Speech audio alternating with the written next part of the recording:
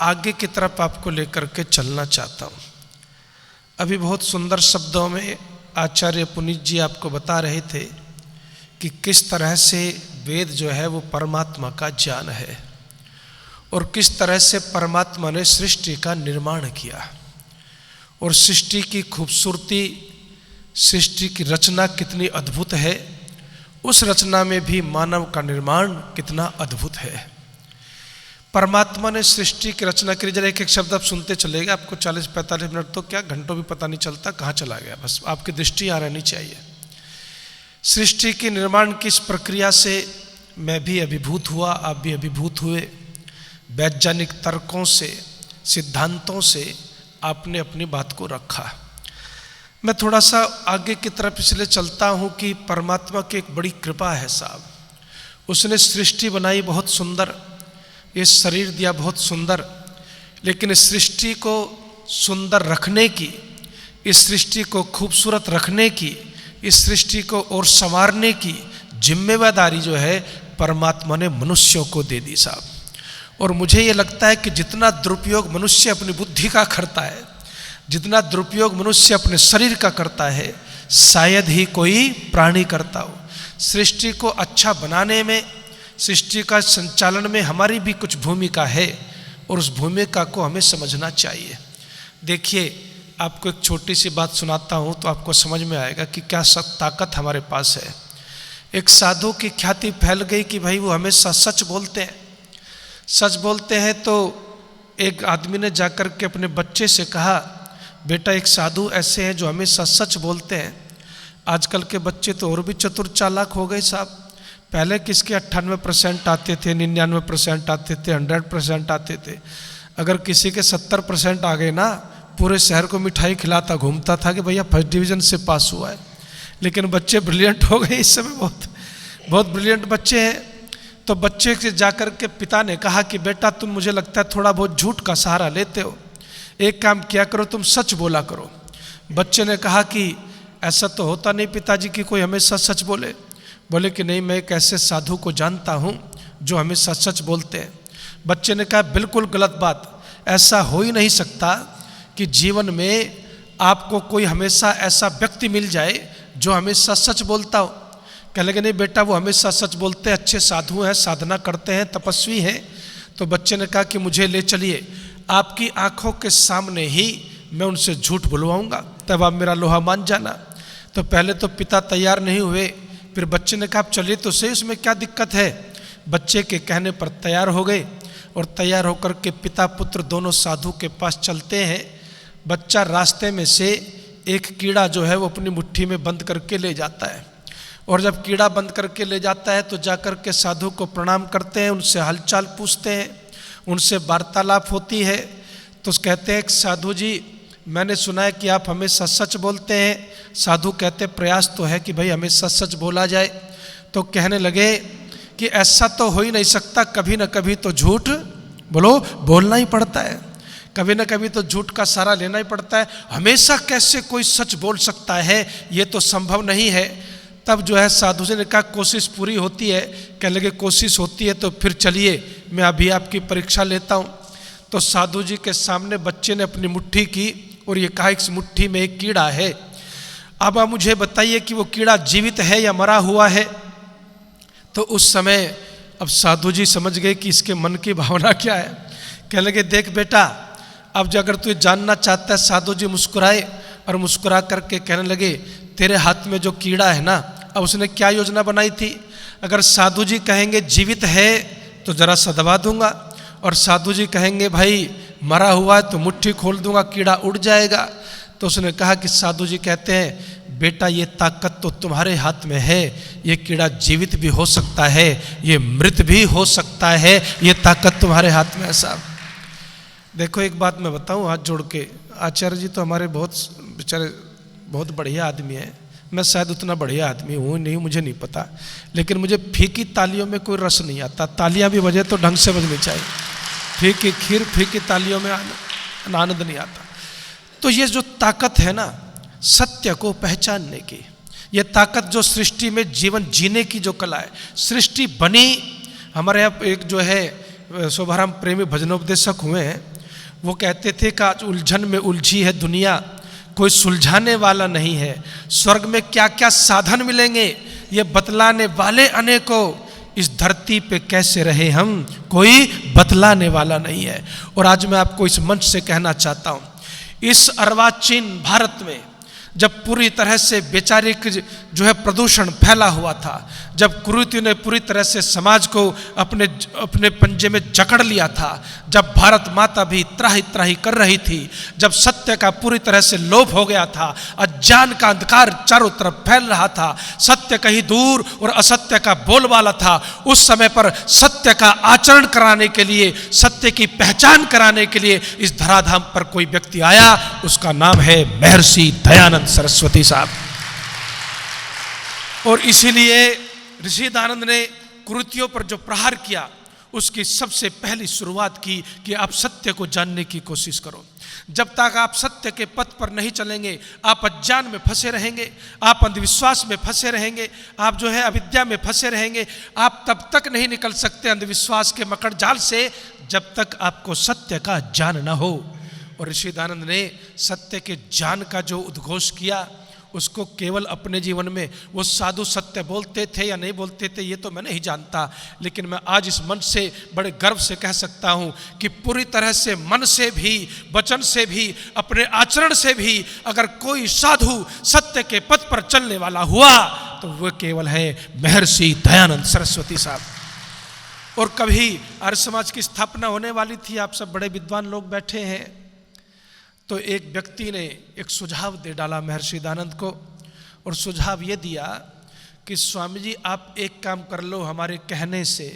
बोले क्या काम कर ले? कि ये जो आप जो है ना बस आत्मा और परमात्मा को एक ही मान लो। क्या कर लो? आत्मा और परमात्मा को एक ही मान लो साहब। आत्मा और परमात्मा का जो है ना ये जो कहते हैं कि हम ब्रह्मास्मि, बस उसको समर्थन दे दो, फिर आर्य समाज बनाओ, आप कोई दिक्कत नहीं। फिर देखना आपके चेलों की कैसे भीड़ आती है, कितने आपके शिष्य बनते हैं, कैसे लोग आपके पीछे चलते हैं, और हम सब आपके दीवाने हैं। आप इस भारतवर्ष में क्या पूरे विश्व में आपसे बड़ा विद्वान हकीकत में कोई नहीं है, और वो जब भीड़ आपके पीछे होगी तो फिर देखिए क्या होगा। ऋषि दयानंद सरस्वती ने कहा कि ठीक है, मैं तुम्हारे विचार जान गया। आर्य समाज की स्थापना होते होते कुछ दिन टली इस प्रस्ताव को आने के बाद, तब ऋषि दयानंद ने निर्णय लेकर के एक बात कही कि सुनिए भाई, मैं अपनी संस्था की नींव असत्य के आधार पर नहीं डाल सकता। आर्य समाज बने न बने, लेकिन खड़ा होगा तो सत्य के आधार पर खड़ा होगा। ऋषि दयानंद सरस्वती ने आर्य समाज की स्थापना की, और आर्य समाज की स्थापना का उद्देश्य उन्होंने ये नहीं कहा कि मुझे कोई नया मतांतर बनाना है, मुझे कोई नया पथ बनाना है, मुझे कोई मजहब बनाना है। मुझे तो जो ऋषियों का प्राचीन वेद ज्ञान है ना, उसी के आधार पर अपने गौरव को आगे बढ़ाना है। अच्छा, मैं आपसे एक सवाल पूछना चाहता हूँ, अपने भाइयों से पूछ लेता हूँ, वैसे तो महिलाओं की संख्या ज़्यादा, इनसे पूछना चाहिए। आचार्य सुश्रुत ने एक प्रश्न उठाया। प्रश्न ये उठाया कि ये बताइए कि कुशल वैद्य कौन होता है। अब बात पकड़ते चले, गहराई में आप चलते जा रहे हैं, मेरे साथ बंद गए इस समय आप। कुशल वैद्य कौन होता है, आचार्य सुश्रुत ने पूछा।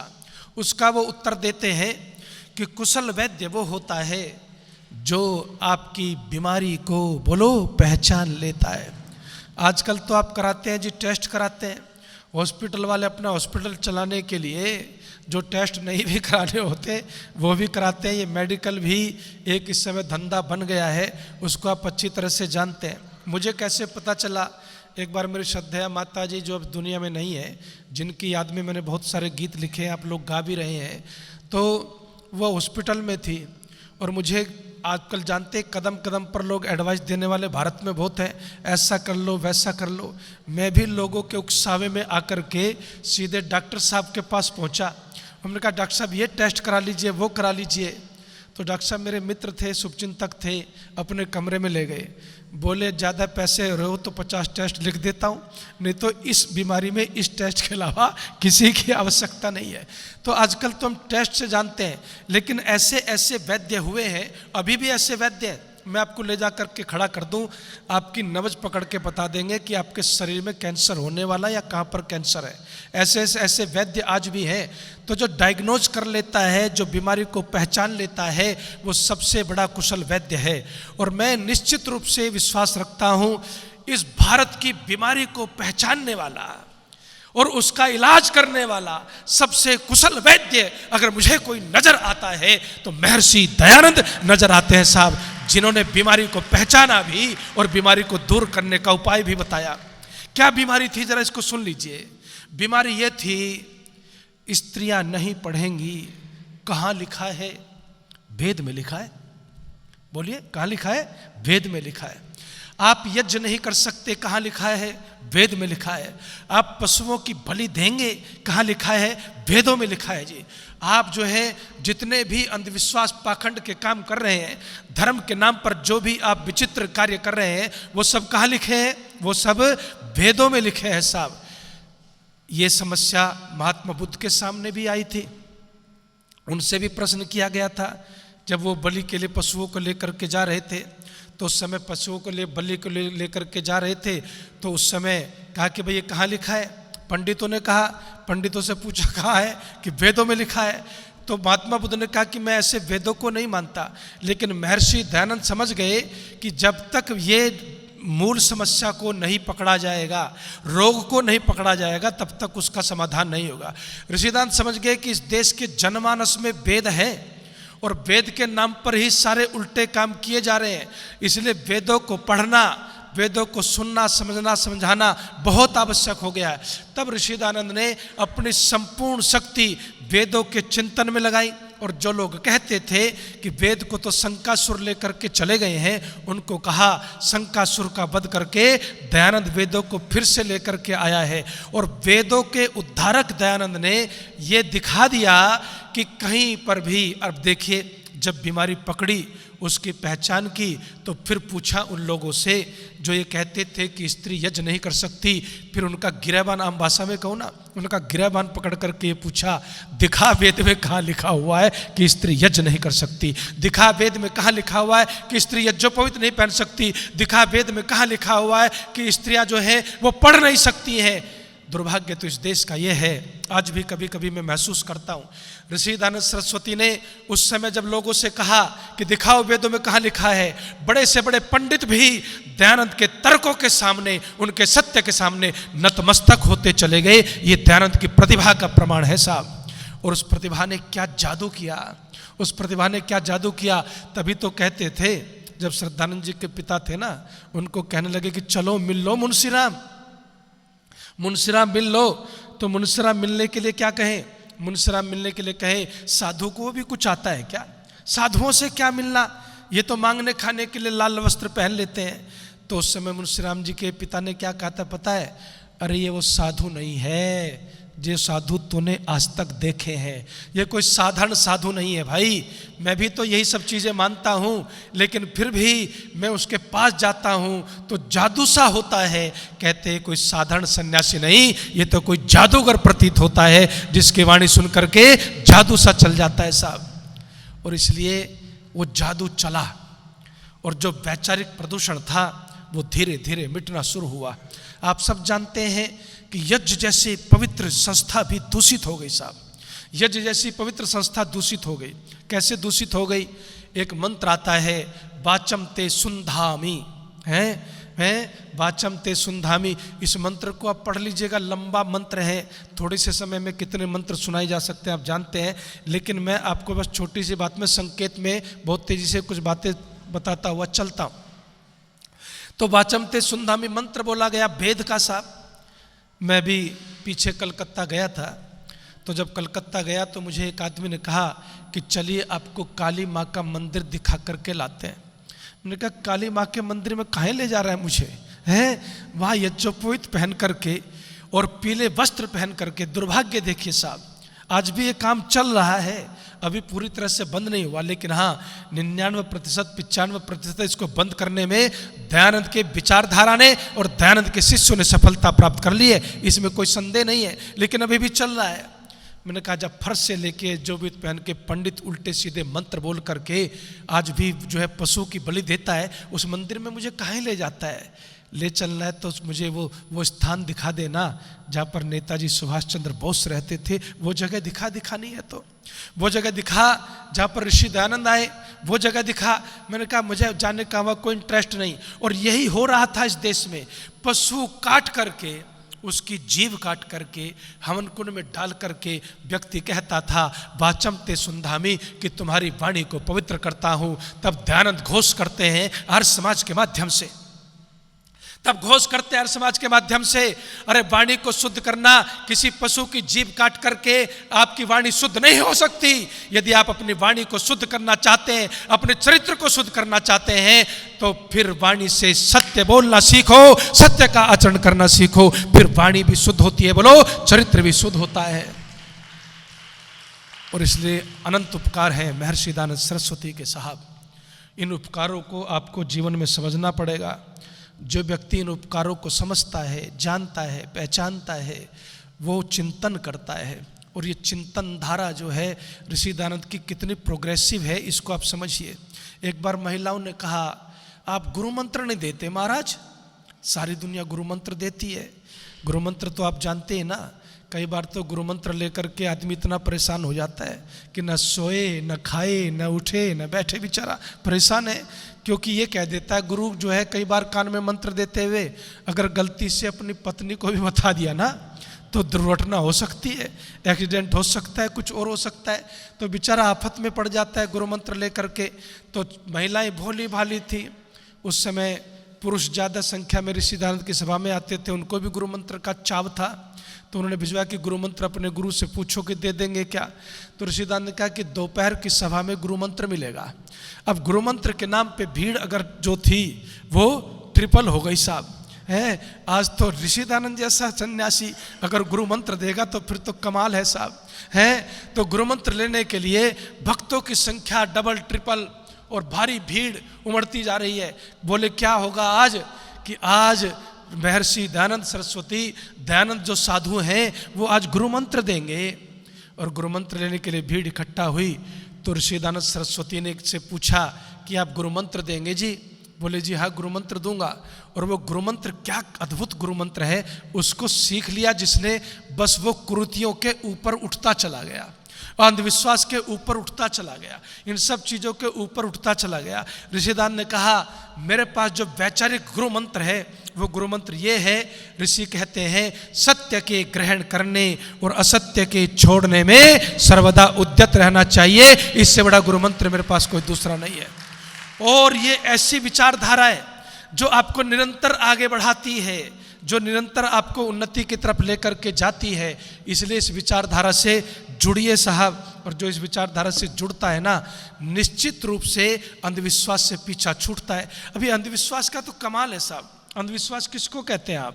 अंधविश्वास होता है बिना तर्क के, बिना सोचे, बिना समझे, बिना बुद्धि चलाए इंसान जो है किसी भी बात को मान लेता है। उसको क्या कहते हैं? अंधविश्वास कहते हैं कि नहीं कहते हैं? उसको अंधविश्वास कहते हैं।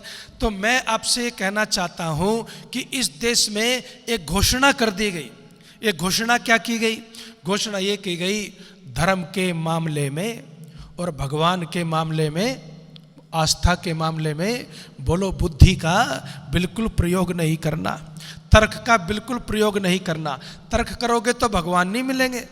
आपको सिखाया गया कि बुद्धि चलाओगे तो इसका मतलब आप नास्तिक हैं, आप जो है आस्था नहीं रखते। तब ऋषि दयानंद ने कहा कि बिना बुद्धि के आप न शास्त्र को जान सकते हैं, न परमात्मा को जान सकते हैं, न धर्म को जान सकते हैं। सारा आडंबर धर्म के नाम पर कितना बड़ा आज भी खड़ा होता है। बताइए आज भी मुझे कभी कोई बिल्ली रास्ता काट जाए ना है तो आज भी लोग क्या करते हैं? पीछे मुड़ जाते हैं जी, बिल्ली रास्ता काट गई। आज भी जो है इस देश एक प्रदेश के मुख्यमंत्री साहब, एक प्रदेश के मुख्यमंत्री साहब की नई गाड़ी पर कौवा ही तो आके बैठ गया था, या गाड़ी उठा के ले गया था। कौवा आकर के बैठ गया तो साहब गाड़ी चेंज कर दी। इसको अंधविश्वास कहते हैं। आप कहते हैं कि शनिवार को गाड़ी नहीं लेना, मुझे गाड़ी लेनी थी तो जो बोले कंपनी वाले, जी वैसे गाड़ी तो तैयार है पर शनिवार को गाड़ी नहीं लेनी चाहिए। मैंने कहा कौन से शास्त्र में पढ़ के आया तो ये बता, है कहाँ लिखा है कि शनिवार को गाड़ी नहीं लेनी चाहिए। ये जो अंधविश्वास है, जो बिना प्रमाण के चलता है, जो बिना तर्कों के चलता है, जो बिना ही तथ्यों के चलता है, जो बिना तत्वों के चलता है, इस अंधविश्वास की जड़ अगर किसी ने उखाड़ी तो महर्षि दयानंद सरस्वती ने और आर्य समाज ने इस अंधविश्वास की जड़ उखाड़ी है साहब। और इस विश्वास के पीछे आज भी बवंडर चल रहा है। कुंभ को देखा है आपने कि नहीं देखा है? वहां से 4 रत्न निकले हैं साहब। एक तो वो पगलेट नशेड़ी जिसको आप IT बाबा कहते हैं, 24 घंटे भांग के और धतूरे के नशे में रहता है साहब, और अपनी वीडियो जो है भांग के नशे में डालता है और लोग उसी को बाबा मान गए साहब। दिक्कत तो यह है इस देश की। दूसरी जो है ममता कुलकर्णी जी भी मंथन से, कुंभ के मंथन से पैदा हुई हैं, जो है किसी और ही अखाड़े की जा करके महामंडलेश्वर बन गई। एक वो मोनालिसा पैदा हो गई जी, है वहाँ पर जो विद्वान गए उनकी चर्चा नहीं है। ये भी तो पतन है, हमारे वैचारिक पतन का परिणाम ही तो भुगता है हमने आज तक, उनकी चर्चा नहीं है। एक से एक धुरंधर जय बेशक हमसे मत विरुद्ध है, लेकिन एक से एक विद्वान शंकराचार्य बैठा है, उसकी चर्चा नहीं है। शास्त्रार्थ भारती बैठे हैं, उनकी चर्चा नहीं है। अगर साधुओं भी चर्चा है, उस पागल की चर्चा है जो वस्त्र नहीं पहनता, उसकी चर्चा है। जिसको कुछ नहीं आता, जो अनपढ़ होता है, उनकी चर्चा सर्वत्र होती है। लेकिन ऋषिदान ने समझाया कि धर्म जो है उसको ठीक तरीके से समझने का तरीका क्या है।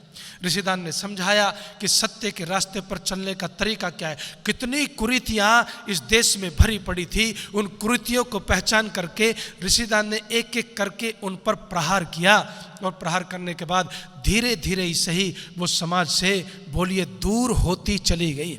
महिलाओं की बात आती है, आप अक्सर सब सुनते रहते हैं कि भाई महिलाओं पर जो अत्याचार होते थे। मैं तो हरियाणा में गया था, ऐसी एक प्रथा थी कि जो बच्ची पैदा होती है ना, अब पढ़ाई लिखाई की तो छोड़ दीजिए, उसकी छाती पर खाट रख कर के लोग बैठ जाते थे और उसी समय नवजात बच्ची की जो है उसकी विदाई हो जाती थी साहब। इन सब के विरुद्ध अगर कोई लड़ा तो आर्य समाज लड़ा। इस अंधविश्वास के खिलाफ अगर कोई खड़ा हुआ तो आर्य समाज खड़ा हुआ, और नारियों के लिए अगर कोई खड़ा हुआ तो आर्य समाज खड़ा हुआ। आर्य समाज ने एक एक करके सब कृतियों का, देखिए जी, पुराण और कुरानों की परंपराओं को अगर किसी ने धता बताया और उसका सही जवाब दिया, सोचने की शक्ति दी, तो आर्य समाज ने दी है जी। वैचारिक शक्ति आर्य समाज ने दी है। देखिए एक सृष्टि प्रक्रिया ग्रंथ में लिखी गई है कहीं पर, उसको थोड़ा सा विचार करने के लिए आपको दे रहा हूँ, मुद्दा दे रहा हूँ कि ऋषिदान ने किस तरह से विचार करना सिखाया। जो लोग कहते हैं ना बुद्धि का इस्तेमाल न करो, उनको किस तरह से जगाया। ऋषिदान ने क्या कहा, सृष्टि प्रक्रिया में ये लिखा है जी कि पहले परमात्मा ने हाथी घोड़े बनाए, फिर परमात्मा ने धरती बनाई, फिर परमात्मा ने पेड़ पौधे बनाए, फिर ऊंट जो है बनाए, जानवर बनाए, और 7वें दिन परमात्मा ने सूरज बनाया। क्या बनाया? अब आपके तरफ से उत्तर आना चाहिए। 7वें दिन सूरज बनाया। तो ऋषिदान ने यही तो पूछा कि जब सूरज था ही नहीं तो तुमने दिनों की गिनती कहाँ से कर ली साहब? तो ये जो चल रहा था अंधा, इस गोरख धंधे को ऋषिदानंद ने बंद किया, कहीं ज्योतिष के नाम पर, कहीं किसी के नाम पर। आज भी मुझे कभी कभी बड़ी पीड़ा होती है, दर्द होता है हृदय में कि पढ़ा लिखा आदमी साहब, पढ़ा लिखा आदमी क्या करता है, वो अपने बच्चों की कुंडलियाँ मंगवाता है जी। मंगवाता है कि नहीं मंगवाता है? ये इस समय समस्याएं, करंट समस्याओं की तरफ थोड़ा सा ध्यान आकृष्ट करा रहा हूँ मैं आपको, इसलिए करंट को ज़्यादा ले रहा हूँ, है। तो वो मंगवाता है कुंडलियाँ, और कुंडलियाँ मंगवा करके क्या करता है, गुण मिलवाता है जी। एक मांगलिक ने खून पी रखा है लोगों का, जिसके घर में बेचारी पता नहीं कौन से मुहूर्त से निकालते। हमारे यहाँ तो एक ज्योतिषी है, कभी उनका व्याख्यान करवाइए आप, हैं। वो पहले ज्योतिषी वैसे ही वाले थे, वो अब वो आर्य समाजी ज्योतिषी हो गए। आचार्य जी ग्रेटर नोएडा में रहते हैं, उनका कैलेंडर भी अलग ही बनता है। मैंने कहा जी अब आपके कैलेंडर को अकेले कौन मानेगा, जिसका दुनिया का बनना है वो मानेगा। लेकिन उनकी कम से कम मांगलिक पर आप चर्चा सुनिए, आप उनकी ज्योतिष पर चर्चा सुनिए। वो जो समझाते हैं वो कमाल की चीज़ समझाते हैं, और अपने वैदिक विद्वान हैं। तो उन्होंने मांगलिक का मुझे समझाया, मुझे तो अब इतना याद भी नहीं रहा कैसे कैसे समझाया। इस मांगलिक ने खून पी लिया लोगों का। मांगलिक लड़की है, मांगलिक लड़का है। मेरा अपना ड्राइवर था, मैंने कहा तू शादी क्यों नहीं करता? कि मैं मांगलिक हूँ और मेरी मम्मी कहती है तेरी मांगलिक से ही शादी करेंगे। हैं, किसी और से नहीं कर सकते। मैंने कहा ऐसा ना हो कि मांगलिक के चक्कर में सारी जिंदगी कुंवारा ही बैठा रह जाए। तो बड़ी समस्या है। इस पर प्रहार किया ऋषिदान ने उस समय। ऋषिदान उस समय समझ गए कि ये ज्योतिष के नाम पर जो बवंडर खड़ा किया जाता है। और आज भी, अभी आपने कोई बेटी थी बेचारी, उसने क्या किया जी, उसने मिलवाए अपने गुण। और पंडित जी ने, आचार्य जी ये कहा कि बेटा ऐसी कुंडली तो आज तक मैंने, बोलो, देखी ही नहीं। ऐसी कुंडली तो आज तक देखी नहीं। बोले कैसी कुंडली है पंडित जी हमारी? कि बेटा किसी के 20 मिलते हैं, किसी के 18 मिलते हैं, किसी के 16 मिलते हैं, किसी के 22 मिलते हैं, ज़्यादा से ज़्यादा 24 मिलते हैं। तेरी कुंडली पहली बार ऐसी देखी मैंने जहाँ 26 के 26 गुण मिल गए, 26 के 26 गुण मिल गए। तो कहते कि बहुत अच्छा विवाह हो गया। 1 महीने में तलाक हो गया माताओं। और जब तलाक हो गया ना, तो वो पंडित के पास गई। बोला उस पंडित को लाओ भाई जिसने मुझे गारंटी दी थी और 26 के 26 गुण जो हैं वो मिलाए थे, उसको जाओ। उस पंडित को ढूंढा। बोला पंडित जी जेल जाने की तैयारी कर लो अब आप। बोले कैसे? कि आपने तो कहा था 26 गुण मिलेंगे। अरे 26 दिन सरकार नहीं चली हमारी तो है। 1 महीने में तलाक हो गया, 15वें दिन में घर आ गई। 26 दिन तो चला देता हमारी सरकार गृहस्थ की, वो चली नहीं और तूने 26 गुण मिला दिए। और उसके खिलाफ बाकायदा अखबारों में छपा, उसके खिलाफ FIR दर्ज कराई गई अंधविश्वास को फैलाने की। पंडित पैरों में लौटता रहा। बोला ना मुझे तेरे से 11,000 वापिस चाहिए, मुझे तुझे जेल भिजवाना है। तेरे जैसे लोगों ने ही अंध परंपराओं को बढ़ावा दे रखा है। ये ताकत अगर किसी ने दी सोचने की, बोलो महर्षि दयानंद सरस्वती ने और आर्य समाज ने दी है साहब। और इसीलिए ऋषिदान ने क्या लिखा कि जब जन्म होता है संतान का, जब जन्म होता है बेटे का, बेटी का, आदमी कितना खुश होता है जी, कितना प्रसन्न होता है। और प्रसन्नता में लड्डू खिलाता है, लड्डू बांटता है, पूरियाँ खिलाता है, कचौरियाँ खिलाता है, पता नहीं कितने कितने अच्छे कार्य करता है। लेकिन उस खुशी में एक असुर प्रकट होता है, ज्योतिषी नाम का असुर। और वो प्रकट होकर के क्या कहता है? तो ऋषिदान ने इसको क्या लिखा है कि जो है ये जो है शोक पत्र है।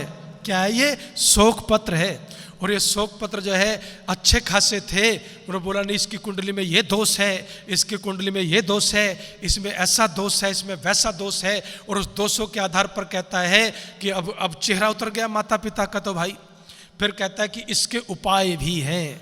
कैसे हैं? इसके उपाय भी हैं। आजकल ये फिर से बहुत बढ़ रहा है, इसलिए मैं थोड़ा सा आपका ध्यान आकृष्ट करा रहा हूँ। इसके उपाय भी हैं। क्या उपाय है? तो ऋषिदान ने तो एक लाइन लिखी, लाओ 1.25 मन का रोट और लाल लंगोट है, ये इसका उपाय। यानी धन ऐंठने की सारी प्रक्रिया है। एक बार मैं हरिद्वार में रहता था।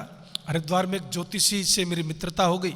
हर की पेड़ी पर बैठता था, वो रत्न बेचता था। और रत्न के नाम पर बेचते हैं पत्थर, ये उसका पहचान तो हमें से किसी को है नहीं। तो रत्न के नाम पर पत्थर बेचता था। मुझे बोला तुम्हारी बहुत बढ़िया नौकरी लगेगी, तुम नारियल की माला अपने गले में पहनो। अब रेली जी बताइए, नारियल की माला गर्दन तुड़वानी है क्या आदमी को? नारियल की माला पहना कर, मैंने कहा कि छोटे मोटे की बता देता, नारियल की माला ही गले में पहनवा रहा है। नारियल के, मैंने कहा सुन बे, ये जान किसी और को देना, क्योंकि ये जान वहाँ चलता है जहाँ आँख के अंधे और गांठ के पूरे होते हैं। ऋषि के भाषा में कहूँ तो ये जान दयानंद के शिष्यों पर नहीं चल सकता, क्योंकि दयानंद के शिष्यों ने सत्य को जान लिया और पहचान लिया। साहब वो तो कहना नहीं चाहिए, उसका बड़ा दुखद अंत हुआ। भरी जवानी में वो सुसाइड करके चला गया। मैं खुद बैठा हुआ था, एक दिन कर्नल साहब मेरे पास आए। सुबह 5 बजे दरवाज़ा खटखटा दिया जी। हैं जनरल, बल्कि जनरल, बहुत ऊंची पोस्ट से थे, आर्मी के आदमी। और भाई 5 माँ का नाम भी कुंती, नोएडा में रहते हैं और सारे आर्मी में थे। तो कहने लगे आचार्य जी 5 बजे जब आया, मैंने कहा यार 5 बजे तो मैं फ़ोन भी जल्दी से नहीं उठाता। आदमी कुछ संध्या वंदन भी करेगा, नहाए धोएगा, खाए पिएगा, कुछ और भी काम करेगा, यज्वज भी करेगा। अब सुबह से शाम तक फ़ोन, अभी यहाँ पर इस पर 50 फ़ोन तो आ चुके, इसको मैं काट काट के दुखी हो रहा हूँ। हैं मैंने कहा कितना करेगा आदमी काम। तो सुबह 5 बजे आए, आचार्य जी से अर्जेंट मिलना है। मैंने कहा भाई चलो यजमान है, अब आया है तो चलो अर्जेंट मिल लेते हैं। अर्जेंट मिलने के लिए मैं नीचे चला गया। बोले आचार्य जी रात भर नहीं सोया मैं। मैंने कहा क्यों नहीं सोए? कि यहाँ पर एक शास्त्री जी है, सेक्टर 20 में रहता है, ज्योतिष का बहुत बड़ा बोर्ड लगा रखा है उसने। और उसने मुझे 1 लाख का खर्चा बता दिया। बताइए, पेंशन वाला आदमी, मैं आर्मी में रहा, 1 रुपया कहीं इधर उधर से कमाया नहीं मैंने, अब 1 लाख का खर्चा बता दिया। मैंने जी खर्चा किस बात का बता दिया, ये तो पूछते उससे। बोला तुम्हारी माँ की मृत्यु पंचांग में हुई है। किसे कहते हैं जी? पंचकों में, सॉरी, तुम्हारी माँ की मृत्यु पंचकों में हुई है, और या तो तुम ये उपाय करवा लो, नहीं तो एक एक करके 5 लोगों का जाना। बोला 5 ही तो भाई है जी, अरे 5 का ही नंबर लग गया तो कितना मुश्किल काम होगा, नींद कहाँ से आती जी। मैंने कहा कोई बात नहीं है, आप मेरे पास आ जाओ। मैंने कहा इधर सुनिए, आप जनरल साहब इतने पढ़े लिखे विद्वान हैं, आप मूर्खों के पास क्यों गए? आप मूर्खों के पास जाते ही क्यों हैं? आप लोग जाते हैं मूर्खों के पास और जा कर के वहाँ पर नतमस्तक होते हैं, उसका वो फायदा उठाते हैं। मैंने कहा सुनो जनरल साहब, मैंने कहने के लिए कह दिया कि 1 साल की तो मेरी गारंटी है, तुम्हारे घर में चूहियाँ भी नहीं मरेगी, और आगे का तो मुझे खुद का नहीं पता। आप यज्ञ करवाओ, बस शांति यज्ञ करवाओ। शांति यज्ञ कराया, जो देना है गुरुकुल में दे दो, जो आपकी इच्छा, हमें कुछ नहीं चाहिए, जो आपकी इच्छा है गुरुकुल में दो। तो बड़ा खुश है, सारा परिवार जुड़ गया आर्य समाज से।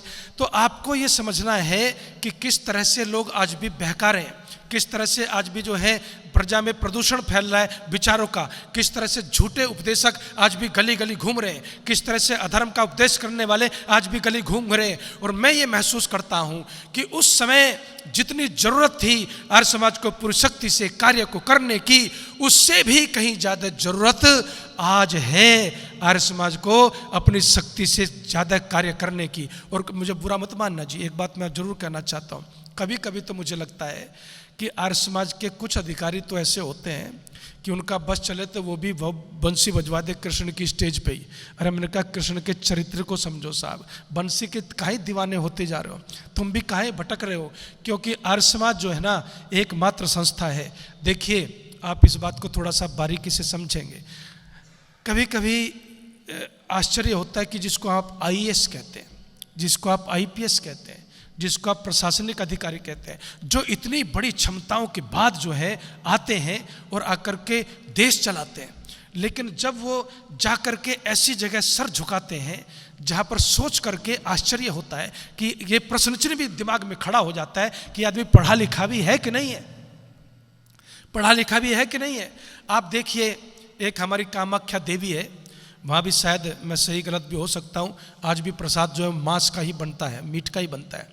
ऋषि दयानंद सरस्वती ने जातिवाद की जड़ें खोद दी।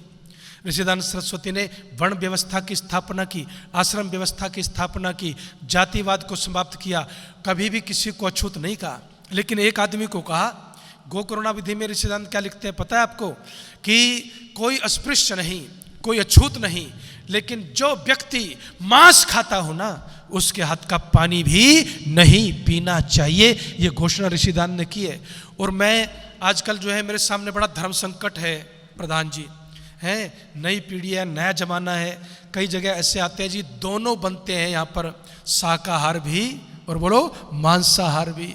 मैंने कहा दिक्कत यह है कि मांसाहार परोसने वाले हाथ तो वही है ना, हैं, वही हाथ हैं, और इसी ने कहा कि मांस का सेवन करें और करावें, उसकी सेवा करें, उनसे दूर ही रहना।